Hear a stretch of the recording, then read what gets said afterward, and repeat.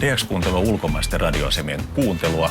Kirjaimet tulee kaukaisesta tuntemattomasta, eli distance X, ja sä et koskaan tiedä, mitä sieltä radiosta kuuluu.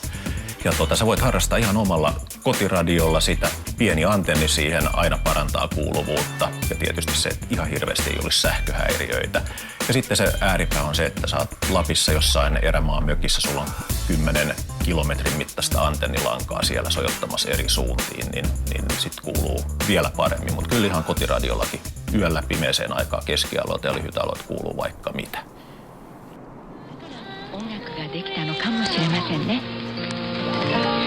思い出のそばに菊の梅雨酒造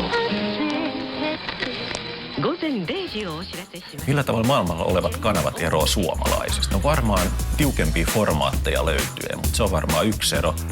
Toinen on se, että ne on pahuksen ylpeitä siitä omasta asemasta. Eli se vaikka tasatunnin kuulutus ennen uutisia, niin siinä kerrotaan, että se tulee viidakon syövereistä ja 50 000 wattin teholla ja kaikuu niin kuin meidän kaupungissa ja naapurikaupungeissa. Ja tämä ollaan me ja parempaa ei löydy. Ja en tiedä, sopisiko sekään Suomeen, mutta pikkasen enemmän voisi olla vielä energiaa ja vauhtia sit siinä, että tämä on meidän asema ja se muuten on sitten paras.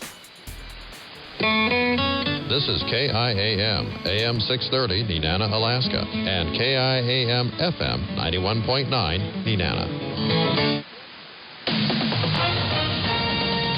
Kyllä muistan, kun mä vaimon tapasin silloisen tyttöystävän, nykyisen vaimon 86, niin ei siinä mennyt varmaan kuin kuukausi, niin se oli jo antenneja mun kanssa rakentamassa. Ja joku siinä on koukuttanut ja itsekin 30 vuotta harrastanut, niin mahdotonta päästä vaan eroon.